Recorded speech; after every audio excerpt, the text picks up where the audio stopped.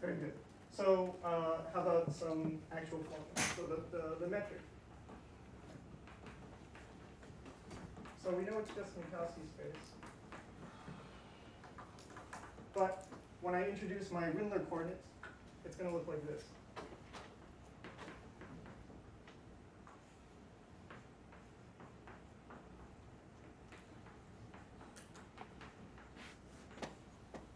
And I'll write down the sort of translation for you. So this is something that you can check.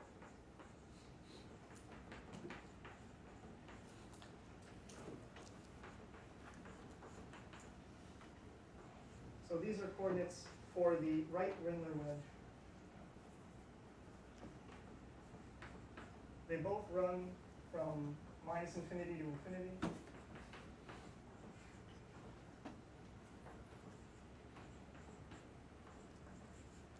Okay. And they're related to x and t like this.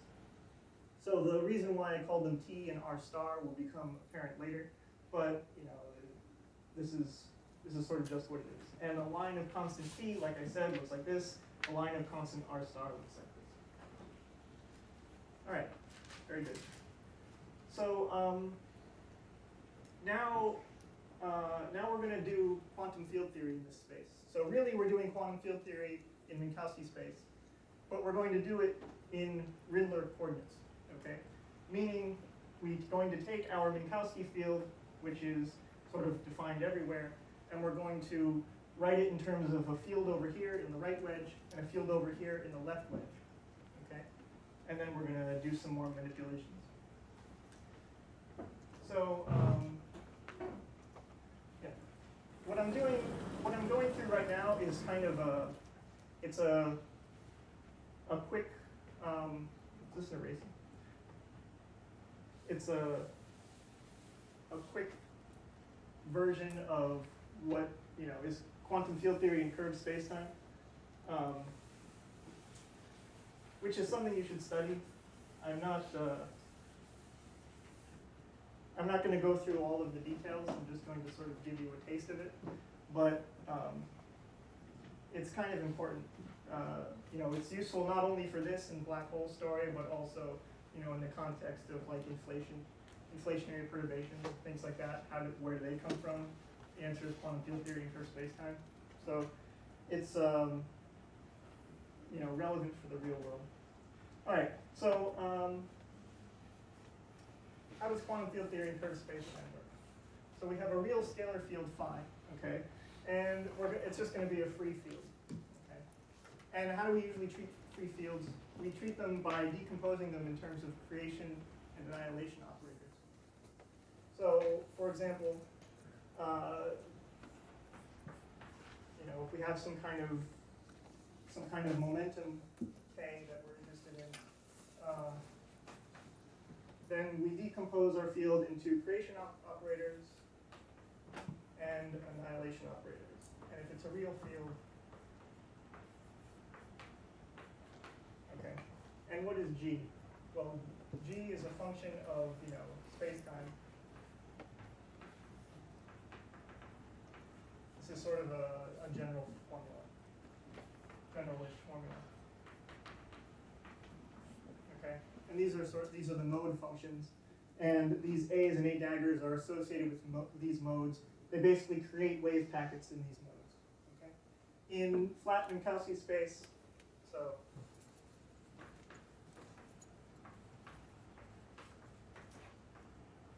Using, depends a little bit on your normalization, but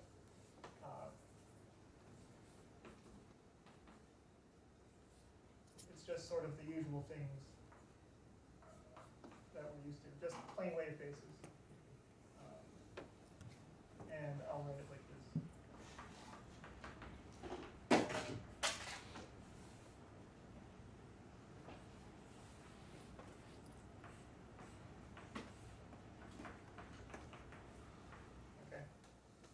This is, somewhat normalization dependent, this thing in the bottom, square root of 2 omega. But it's just plain waves. Okay? And, where does this come from? This comes from, these things are solutions to the Klein-Gordon equation. And if you went into more detail about this, you would In more general situations, you would find something called the Klein-Gordon inner product and the Klein-Gordon norm, and there'd be positive norm and negative norm solutions, also known as positive frequency and negative frequency solutions. These are all things I'm not going to go through because they're not going to be totally necessary, but those are sort of the key words to look at. Okay, so what about Rindler space?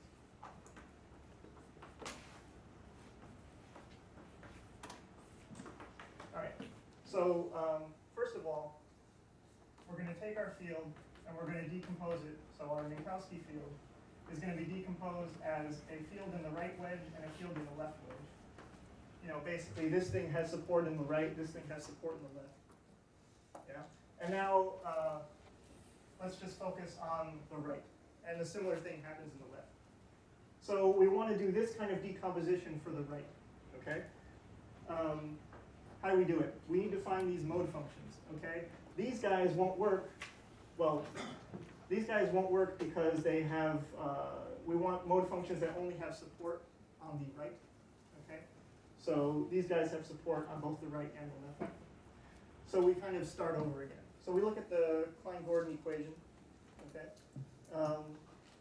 And I'll just write it down for the sake of completeness. So I'm going to look at the Klein-Gordon equation for this metric over here in terms of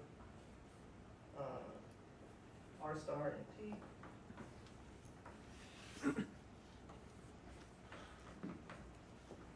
And M is the mass of my field.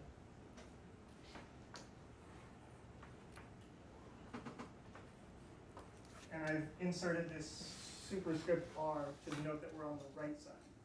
Okay?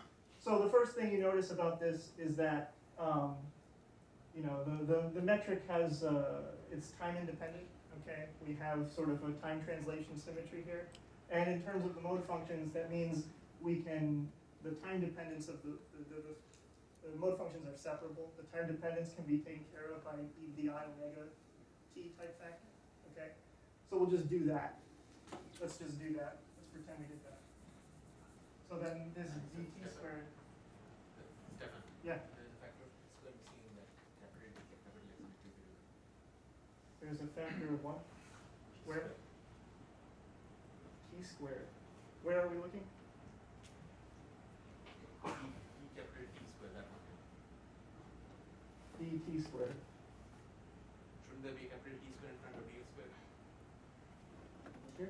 No, these are Minkowski coordinates. Oh, these are Minkowski. Yeah, these are. Right, so I think you're thinking of the coordinates where it looks like an x squared here. Yeah. That's basically that's using log of r instead of r. Okay. So by sort of abusive notation, I've factored out a e to the I omega t. Okay. And now this equation. It's just a time-independent Schrodinger equation. We know how to solve it, So R star. This it looks like a time-independent non-relativistic Schrodinger equation with energy omega squared, and this kind of exponential-looking potential kind of goes like that. Okay, which is proportional to the mass. So. It's actually not that hard. I mean, this can be solved exactly in terms of Bessel functions, and you go through some kind of procedure. I don't want to get bogged down in that, so we're going to make a very nice simplifying assumption, which is that the field is massless. Okay? If the field is massless, this goes away. Like I said, and I want to emphasize that this isn't necessary. It's just simplifying, and the potential goes away. Well, now I mean. If I got rid of this thing, then it again looks like the flat space Klein-Gordon equation. It's sort of this nice coincidence, right? Sort of this translation symmetry kind of emerges for, sort of it's an enhanced symmetry for the massless case. And of course, we can understand that in terms of our picture as well, right? Translation symmetry means symmetry along translation of these things, right? But in terms of Minkowski space language, translation along these rays is just a scaling symmetry. And we know that the massless field in, the massless field in flat space has scaling symmetry because it's still conformity. And so that's how it works here. So this GR, we can write down the solution right away. And it looks like, we can basically copy this solution. There's going to be left movers and right movers. So another nice thing about 1 plus 1 dimensional case is that the left movers and the right movers factorize, right? They don't interact with each other. So from now on, let me just restrict to the right movers. Okay, so I'm just going to write down the right mover. So it's just R star minus T, right? And then there's some normalization, which is just up to, maybe this should be a 4 instead of a 2. But we know what the solution is, okay? But even though it looks the same, because R star and T are really only defined on the right wedge, so this only has support on the right wedge. And then we can write down a decomposition of phi right in terms of these functions right here, and a decomposition of phi left in terms of very similar functions, except with an R star, a different R star and a different T corresponding to the left. Okay, and in that way we have some kind of decomposition of our field. Okay, so far so good. What do we do next? Okay. So the kind of where the really interesting things happen is when you ask about what is the state of the system. Okay, this right now we're just rewriting operators. Okay, and while I talk, maybe I'll write down this decomposition in slightly more detail. Right now I've just decomposed the operators, and really what I've defined is I've defined 2 different sets of creation and annihilation operators, which create and annihilate modes of the same field, capital Phi. Okay, I have capital Phi is this.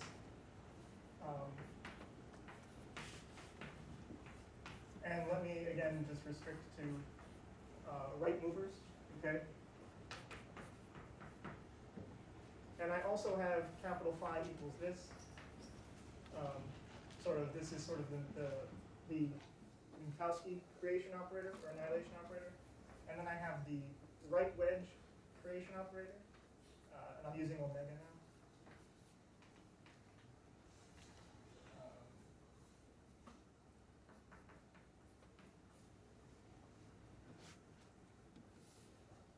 And I'll also have the left creation operator.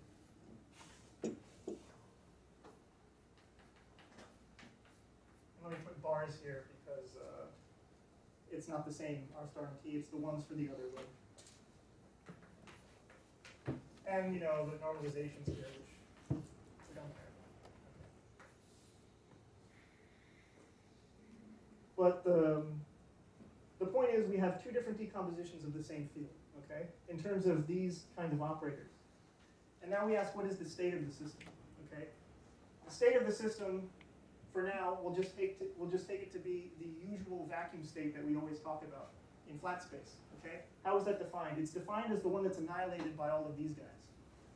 Okay, and sort of the trick to quantum field theory in curved spacetime is that when you have different decompositions of a field in terms of different kinds of modes, okay, declaring that the state of the system is the one annihilated by the creation operators associated to one set of modes means that it's not necessarily going to be annihilated by the creation operators of the other modes. Meaning, from the point of view of the other modes, it's not the vacuum. Okay, it doesn't look like the vacuum from their point of view. So I'm basically just going to tell you what the answer is, and then we'll discuss sort of the physical consequences. So regarding to the issue of localization in particular wedge, what's the range of R star and T? Yeah, so I was a little bit sloppy here.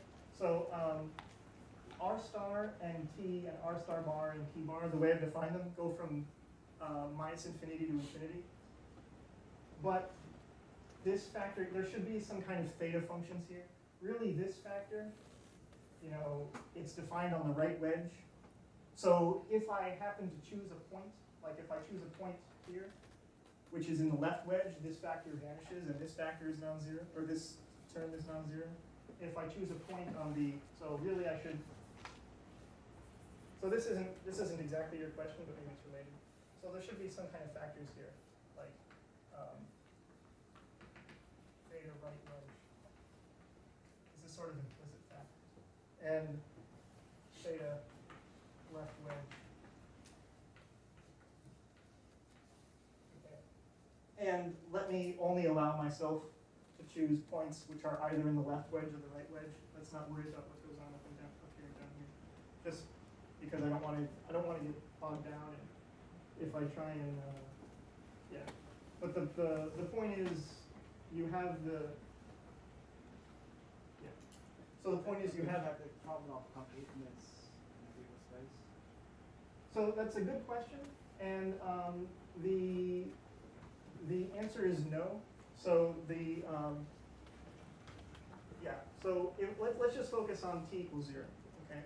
And the way we're sort of going to define our Hilbert space in sort of canonical quantization kind of terms is in terms of functionals of fields that have space dependence on t equals 0, right? And then what we're doing is we're splitting t equals 0 into sort of a left half and a right half, and we're looking individually at sort of functionals here and functionals here. And so you might worry that we're missing something because, I don't know, maybe something happens here at this point. But, I mean, to what extent can a function on the whole line be written as a function here plus a function here is really the question.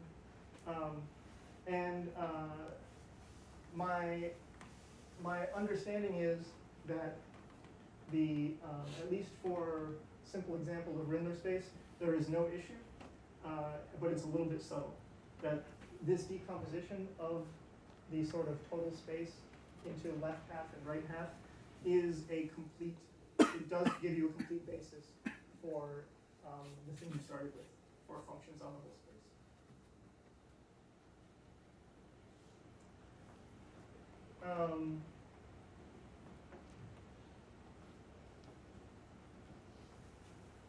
Yeah, so yeah, so the next useful thing to do, now that you have these kinds of two decompositions, so the vacuum is defined like this. So the state we're interested in is the Minkowski vacuum. It looks like AK equals 0. AK annihilates it for all k. Okay. So what do these operators do to it? Well, the way we figure that out is by having a formula for AK in terms of these other operators. So AK equals some linear combination of these guys. So we find that some linear combination of these guys annihilates the state, and we can use that to solve for the state. I'm not really going to put in the details here, but the point is, so I'll write one formula, but I won't really explain it. So AK M basically by taking inner products. So you can extract AK by taking an inner product of phi with some particular function. So you just take an inner product of this expression with that function, and it spits out what AK is. And it looks like something.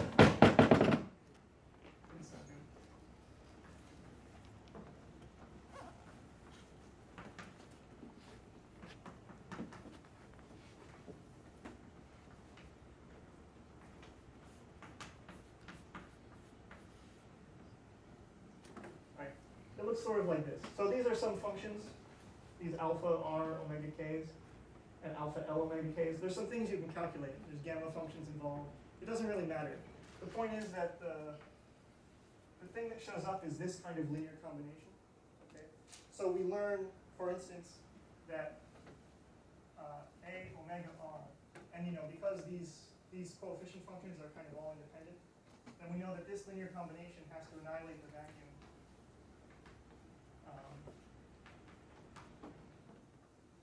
for all omega.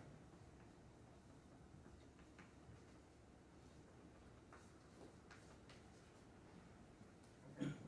So So you get equations like this. And then we just basically have to solve these equations, a bunch of algebraic equations for this state. And let me write down the solution. And I'm going to choose to write it here.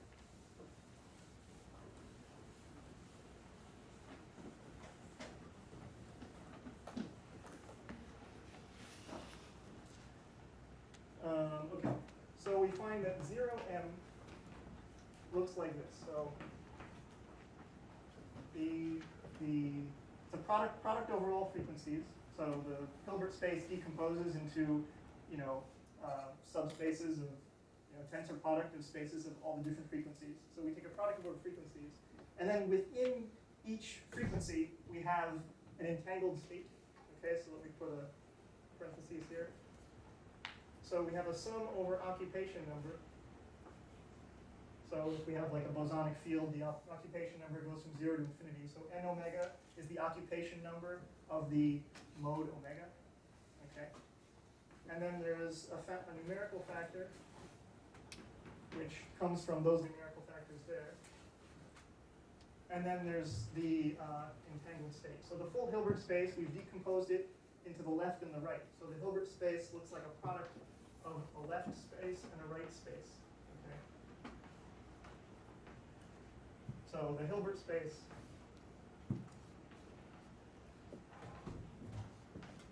is h left times h right. So the state should be a state in the product space of left and right.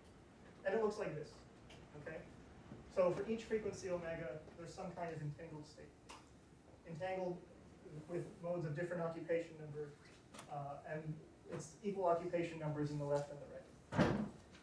Okay, so, and what are these things? These guys, this is a Fock state for the Rindler mode.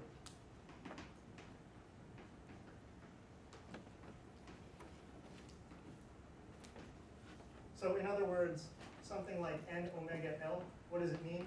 It means you act with a dagger L omega on the Rindler vacuum n times up to normalization. And the Rindler vacuum with an R here is the one that's defined as being annihilated by all of the by all of the Rindler A's. Okay? So the Minkowski vacuum looks like an entangled, excited state of the two Rindler wedges together. And this is all very directly calculable. And it's also doable even in the massive case. In the massive case, you get the same answer. Okay? Why is this useful? So some of you may recognize this state as a thermal field double state. Okay? Meaning, if you take the trace over one of the two halves to find a density matrix for the other half, you get a thermal density matrix. So we trace over the left to get the thermal density matrix of the right of this state, to get the density matrix, and it's thermal. Okay?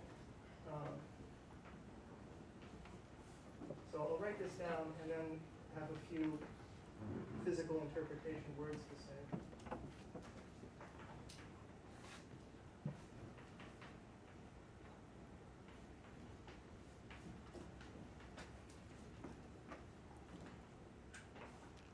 Okay. So this is just a thermal density matrix. And you get the same thing if you traced out the right to get the density matrix for the left. It's a thermal density matrix. The temperature, okay, if we just look at this coefficient here, beta is 2 pi. Okay, the temperature is 1 over 2 pi. This is not the same as the proper temperature, okay, because remember the Hamiltonian we're using is the boost generator Hamiltonian, and I think I've erased my metric, but the metric had an e to the 2r star dt plus blah blah blah. Okay. So this is sort of the temperature from in the dt units.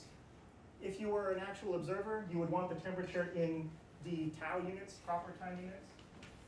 So d tau is e to the r star dt.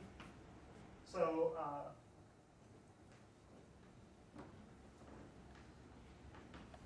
the sort of proper temperature is 2 pi, so the proper beta is 2 pi e to the r star. Okay, so if you're sitting at location r star, this is the temperature that you experience. Okay, this is called the Unruh effect. Okay, observers with constant acceleration have a temperature which depends on acceleration, because position in Rindler space gave different accelerations. And as you approach the horizon, that's r star goes to minus infinity, beta proper goes to 0, so the temperature goes to infinity. Okay, r star goes to infinity. Okay, that means acceleration goes to 0. Beta proper goes to 0, the temperature goes up. Okay, so this is the Unruh effect, and it arises because of entanglement between the left half and the right half. Okay,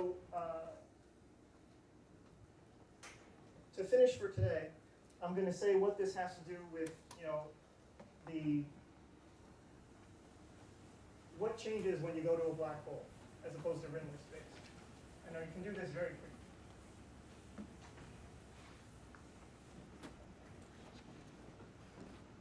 So what changes in a black hole? So in a black hole, the metric is a little bit more complicated.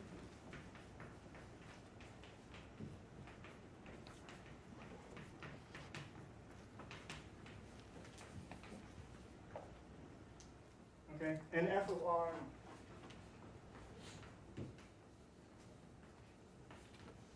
looks like that. Okay. But we can make this look almost exactly like what we did a second ago by introducing something called the tortoise coordinate. And the point of the tortoise coordinate is to make the dt and the dr part of the metric on equal footing. So we introduce the tortoise coordinate r star, which does this. Okay, and you can write down explicitly what r star is for the Schwarzschild solution, but you don't even have to. And for more complicated black holes, you can't. And now this r, you think of this as r of r star. Okay, and as I said before, so r star, like our old r star, goes from minus infinity to infinity. And in fact, when r star goes to minus infinity, that's the near horizon geometry, the problem reduces to Rindler space. But we can just repeat all of the procedure that I did here with this, okay? And the differences are very minor, extremely minor, okay? So for instance, if I look at the effective Schrodinger problem for finding the mode functions, the potential is not and let me focus on the massless case. But there's no emergent translation symmetry in the r star direction. The potential ends up looking like this. Okay, there's just some kind of barrier in the middle. The height of this barrier depends on your angular momentum in this direction. So, there's some calculation you have to do. Basically, you have to look at propagation in this potential. So there's transmission and reflection. This leads to something called gray body factors, not conceptually important, okay, for us. So we do the same kind of decomposition of our, so we decompose our field into modes according to this metric. And then, like we did with Rindler space, we have to ask what the state is, okay? What is the state of the system? And the near horizon geometry, as I said, looks like this, okay? And the usual assumption that is made, this is sometimes called the Unruh vacuum, although there's a little bit more to the Unruh vacuum than that, is if you were an observer who was crossing the horizon, so if you were not a Schwarzschild observer at constant r that stayed outside of the black hole, but if you decided to fall through the black hole, there would be nothing dramatic happening at the horizon. Okay, that reduces the calculation to exactly what I did here. I mean, that's saying that the near horizon vacuum is just the Minkowski vacuum, in the sense that the near horizon geometry is Rindler space. So the near horizon geometry looks like this. So the near horizon, it tells you what the state has to be. Okay. In particular, it tells you that the state is going to